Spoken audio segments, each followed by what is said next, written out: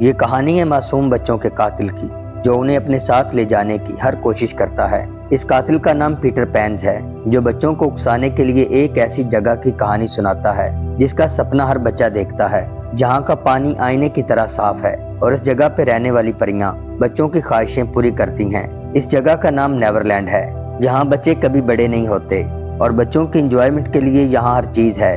असल में Neverland Peter की अपनी दिमागी पैदा की हुई जगह है। बच्चों का कत्ल करने के बाद वो समझता है कि उनकी आत्मा नेवरलैंड जाकर अमर हो जाएगी।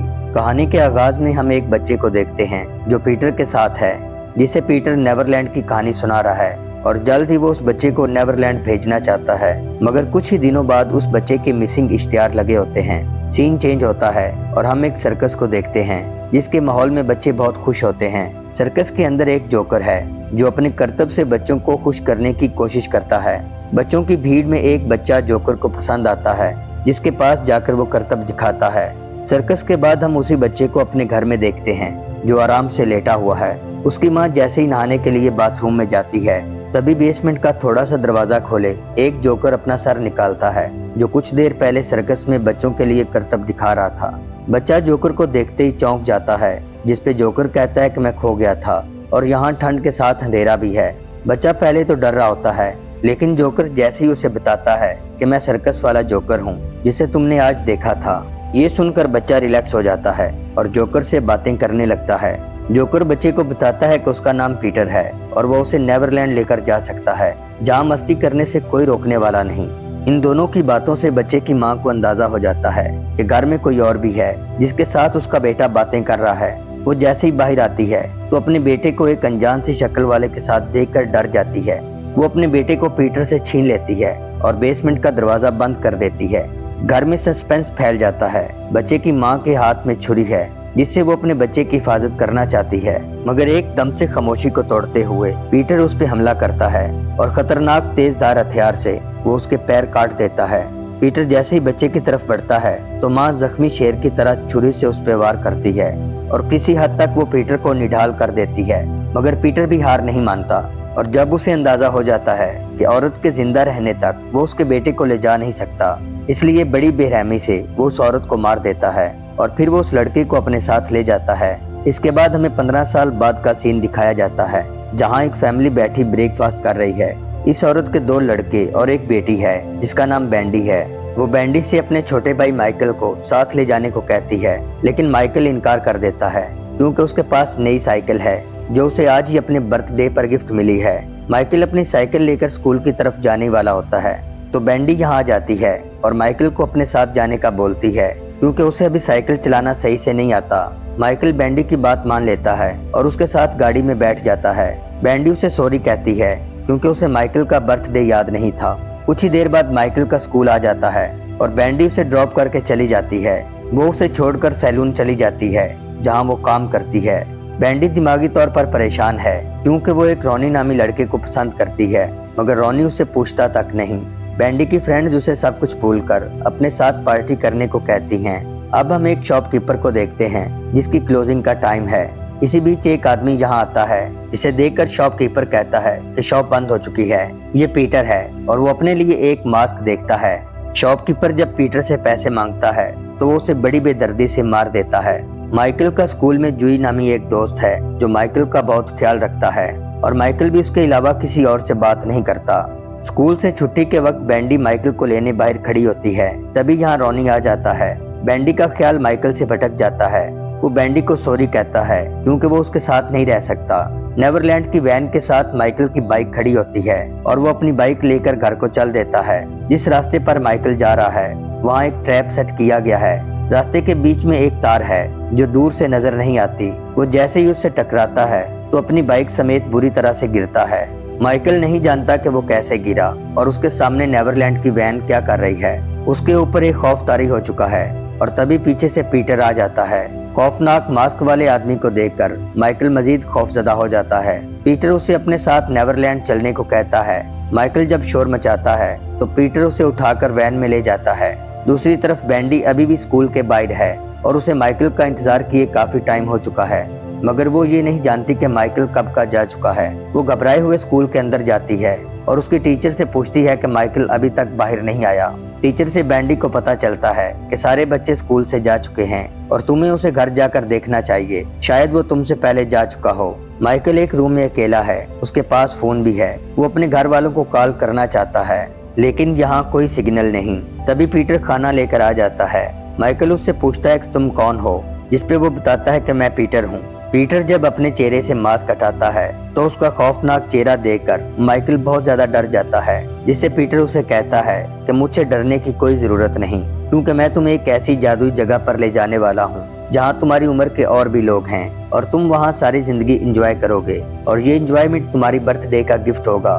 माइकल के घर छानबीन के लिए पुलिस चली जाती है, जहाँ वो उसकी फैमिली से उसके बारे इंफॉर्मेशन लेती है। पुलिस वाला उन्हें माइकल के स्कूल की सीसीटीवी फुटेज दिखाता है, जिसमें वो बाकी बच्चों की तरह स्कूल से अकेले ही निकल रहा है। बैंडी की मॉम उससे नाराज होती है कि अगर तुम उस जगह पे खड़ी होती तो माइकल लापता होने के बजाय हमारे साथ होता। बैंडी को खुद पर अफसोस है कि वो उसकी वजह से खोया है। इसी बीच उनके घर एक फोन कॉल आती है। बैंडी जब फोन उठाती है तो उसे म्यूजिक के अलावा कुछ सुनाई नहीं देता, लेकिन जैसे ही उसकी माँ बात करती है तो आगे से पीटर की आवाज सुनाई देती है और वो इनसे कहता है कि माइकल की चिंता करना छोड़ दो क्योंकि मैं उसे नेवरलैंड लेकर जा रहा हूँ। माइकल की मॉम परेशान हो जाती है और उन्हें नहीं पता कि अभी फोन पर कौन था। माइकल अभी भी उसी रूम में लेटा चीजों को घूर रहा होता है तो वो फिर से पीटर के कदमों की आहट सुनता है। पीटर जब उसे पुकारता है तो माइकल कोई जवाब नहीं देता। इस पे वो माइकल से कहता है कि मैं जानता हूँ तुम सोए नहीं और मुझे भी नींद नहीं आ रही। पीटर माइकल को अपने साथ गेम खेलने को कहता है। पीटर 10 तक काउंटिंग करता है और माइकल को उसे तलाश करना होगा। हर तरफ अंधेरा है। पीटर अंधेरे की परछाई बन जाता है। माइकल एक खौफ को साथ लिए उसे हर तरफ ढूंढता है, मगर ये पीटर का रचाया हुआ खेल है और माइकल पीटर की मर्जी के बगैर उसे ढूंढ नहीं सकता।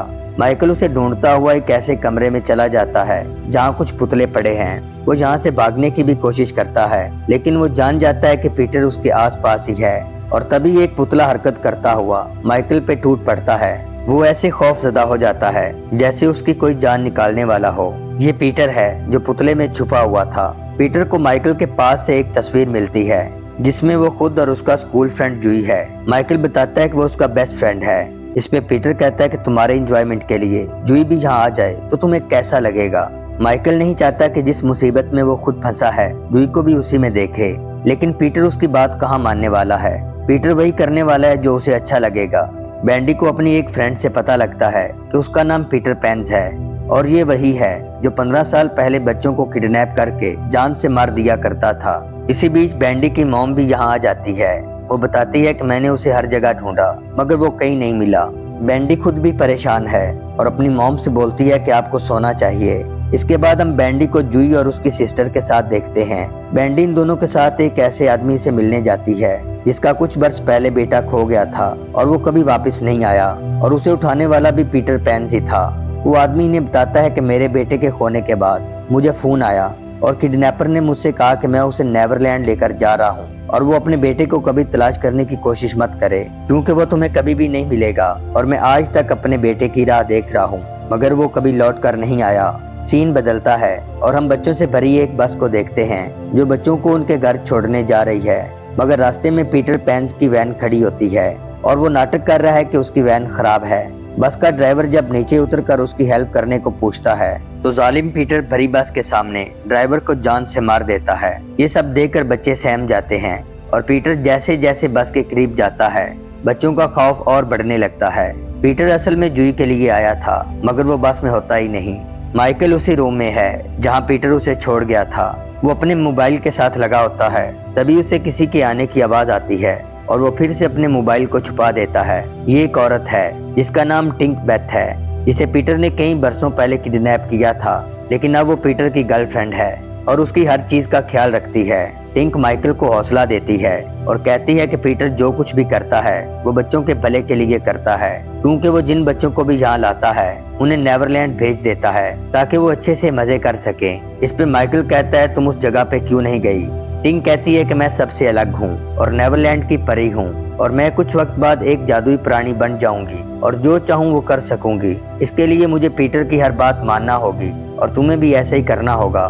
बैंडी बैठी होती है तो उसका भाई जॉन घबराया हुआ आता है और बैंडी को एक न्यूज के बारे में बताता है कि कल किसी ने माइकल के स्कूल की बस के सभी बच्चों को जान से मार दिया, जिनकी लाश जंगल से मिली है। ये खबर सुनकर बैंडी खुद भी घबरा जाती है। पीटर के पास कुछ जादुई शक्तियाँ भी हैं और उसकी दीवार पर नेवरलैंड की एक तस्वीर लगी होती है, जिसमें कुछ परछाइयाँ हैं जिनसे पीटर बात करता है। इसी बीच टिंक यहाँ आ जाती है और पीटर से पूछती है कि तुम वास्तव में कहाँ जाते हो। इस बात को लेकर वो उस पे गुस्सा करता है और कहता है कि आज के बाद मुझसे कोई सवाल मत पूछना। बैंडी जूही के घर होती है। वो उसे बहुत अच्छा ट्रीट करते हैं और तसल्ली देते हैं कि माइकल जल्द ही मिल जाएगा। बैंडी पीटर के बारे में न्यूज़ देख रही होती है तो उसे एक परछाई नजर आती है, जिससे वो घबरा जाती है। ये असल में पीटर है जो माइकल के लिए जूही को लेने आया है। वो सबसे पहले जूही की बड़ी सिस्टर को बेरहमी से छुरी के वार से खत्म कर देता है।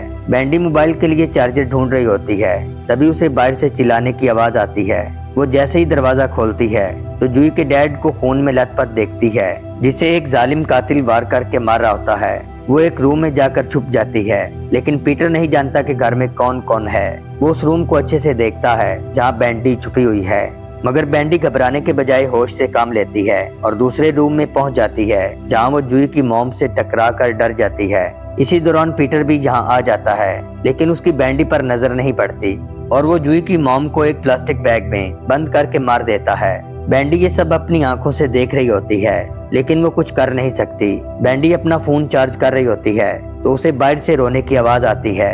जब वो खिड़की से देखती है तो उसे पता चलता है कि वो जूही को अपने साथ उठाकर ले जा रहा है। बैंडी उसका पीछा करना चाहती है ताकि वो माइकल तक पहुंच सके। वो गाड़ी लेकर पीटर की वैन का पीछा करना स्टार्ट कर देती है और कुछ ही देर बाद वो उस जगह पहुंच जाती है जहां पीटर का ठिकाना है। बैंडी चुपके से पीटर के घर में घुस जाती है और खुद को एक अलमारी में छुपा लेती है।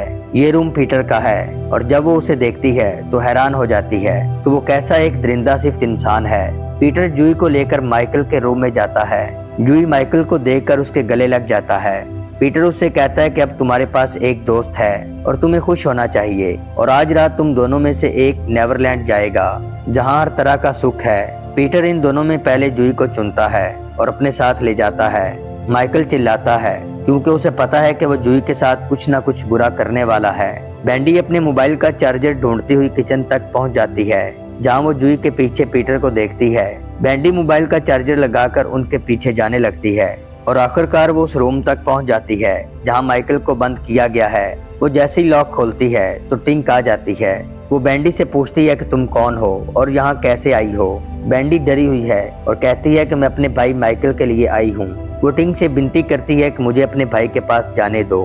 पीटर जूही को लेकर इसी तरफ आ रहा होता है तो टिंक उसे छुपने को कहती है। इसके बाद बैंडी अपने भाई से मिलने में कामयाब रहती है। माइकल बैंडी को यहाँ देखकर बहुत खुश होता है। उसे लगता है कि वो अभी यहाँ से निकल जाएगा। बैंडी खुश है कि उसका भाई जिंदा है। वो माइकल से कहती है कि तुम्हें शांत रहना होगा और जल्दी मैं तुम्हें यहाँ से निकाल लूंगी। टिंक परेशान है और वो रो रही होती है तो तभी पीटर आ जाता है और कहता है कि जो कुछ हो रहा है मैं उसे रोक नहीं सकता, क्योंकि बच्चों को नेवरलैंड पहुंचाना ही मेरा काम है। ये दोनों बैठे होते हैं तो अचानक से बैंडी का फोन वाइब्रेट होने लगता है। पीटर चौकन्ना हो जाता है और उसे अंदाजा हो जाता है कि यहाँ कोई ना कोई आया है। वो टिंक पर गुस्सा करता है और उससे पूछता है कि यहाँ कौन आया था, मगर टिंक अपना मुंह बंद रखती है।